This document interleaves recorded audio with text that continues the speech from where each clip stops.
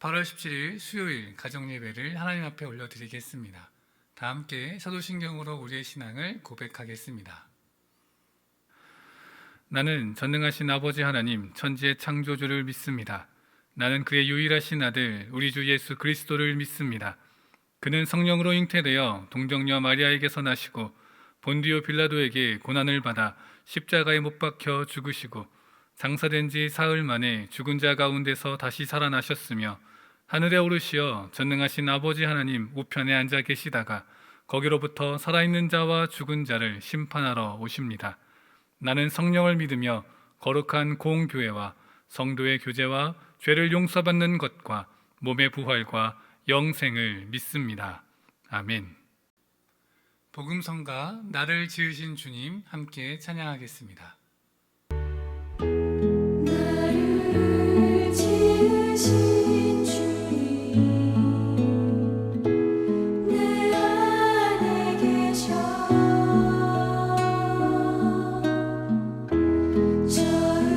처음부터 내 삶은 그의 손에 있었죠.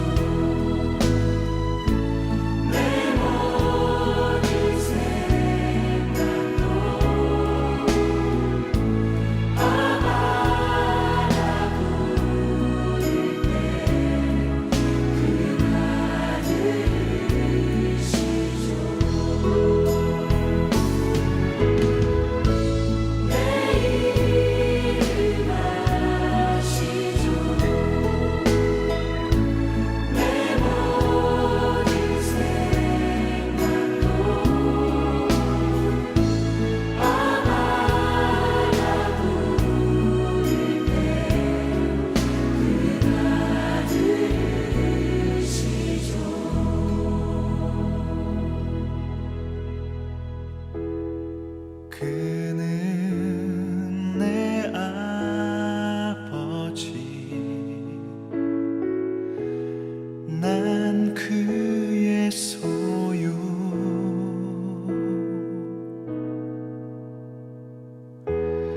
내가 어딜 가든지 날 떠나지 않죠.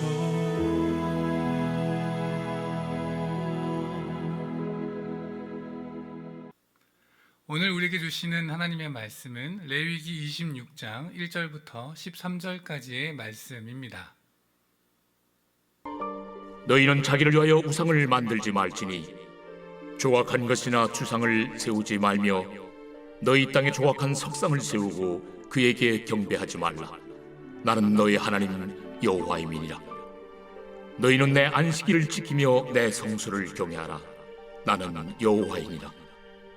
너희가 내 규례와 계명을 준행하면 내가 너희에게 철따라 비를 주리니 땅은 그 산물을 내고 밭의 나무는 열매를 맺으리라. 너희의 타작은 포도 딸 때까지 미치며 너희의 포도 따는 것은 파종할 때까지 미치리니 너희가 음식을 배불리 먹고 너희의 땅에 안전하게 거주하리라. 내가 그 땅에 평화를 줄 것인즉 너희가 누울 때 너희를 두렵게 할 자가 없을 것이며 내가 사나운 짐승을 그 땅에서 제할 것이요 칼이 너희의 땅에 두루 행하지 아니할 것이며 너희의 원수들을 쫓으리니 그들이 너희 앞에서 칼에 엎드러질 것이라. 또 너희 다섯이 백을 쫓고 너희 백이 만을 쫓으리니 너희 대적들이 너희 앞에서 칼에 엎드러질 것이며 내가 너희를 돌보아 너희를 번성하게 하고 너희를 창대하게 할 것이며 내가 너희와 함께한 내 언약을 이행하리라.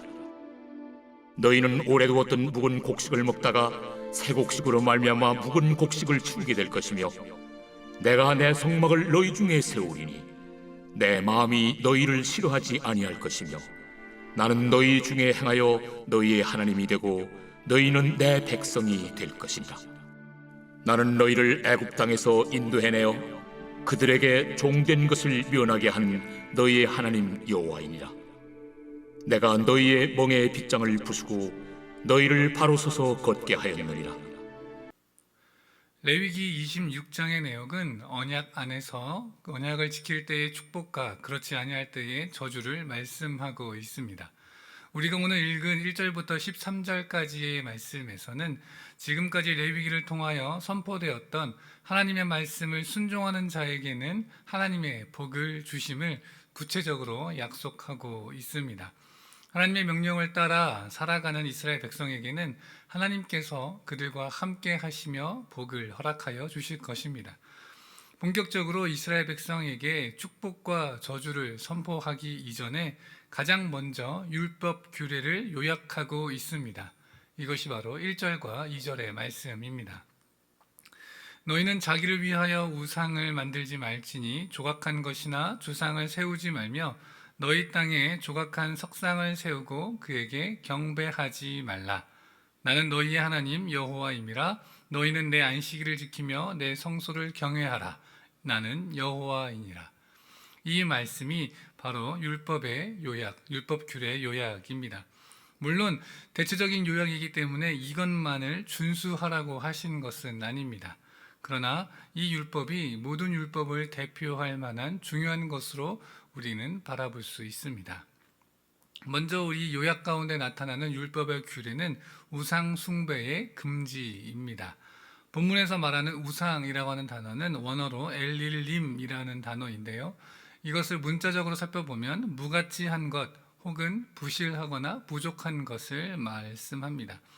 그렇기에 이 우상은 나무 등으로 조각하여 만든 것이든 신성한 기념비처럼 세운 것이든 아무런 의미를 갖지 못하고 또 이 모든 우상들이 금지되어지는 것입니다. 두 번째 이 율법 규례의 내용은 안식일을 지키는 것입니다. 원어적으로 살펴보면 나의 안식일들이라고 나타나는데요. 다시 말해 복수형입니다. 즉 안식일만을 뜻하는 것이 아니라 23장에서부터 제시되어져 온 안식일, 안식년, 희년, 월삭과 절기 등을 모두 포함하는 것으로 우리는 살펴볼 수가 있습니다. 그 율법 규례의 요약의 마지막 내용은 바로 여호와의 성소를 경외하는 것입니다. 성소를 더럽히지 않고 정결을 유지함으로 하나님에 대한 이 성소에 대한 경외하는 실천적인 방법들을 우리는 실천할 수가 있습니다. 특별히 본문에서 금지하고 있는 우상, 이 우상은 내 욕심이 형상화된 것입니다. 무엇을 만들든 어떤 우상을 만들든 결국 그것은 내 욕심이 그 안에 투영되어져 있습니다. 뒤이어 나오는 안식일에 대한 규례가 너무도 중요한 것은 이 안식일을 통하여 내 안에 있는 우상들을 제거할 수 있기 때문에 그렇습니다. 안식일을 통하여 내가 쉬고 그러므로 이를 끊음으로써 철저한 무기력한 상태에 들어감과 동시에 이를 통해 내 안에 욕심을 내려놓고 이 욕심을 내려놓음으로 우상에 대한 마음도 내려놓을 수 있게 되어지는 것입니다. 하나님만이 모든 생명의 원천이시고 창조주이심을 고백하는 것, 그것이 바로 안식일을 준수하는 것입니다. 안식일을 준수함으로 물질의 지배에 대항하며 물질 없이도 얼마든지 행복할 수 있다라는 것을 보여줄 수 있게 되는 것입니다. 이렇게 하나님의 말씀에 순종하며 나아가는 자들에게 하나님께서는 철을 따라 제때에 맞는 비를 주시고 땅과 나무는 산물과 열매를 맺게 하십니다.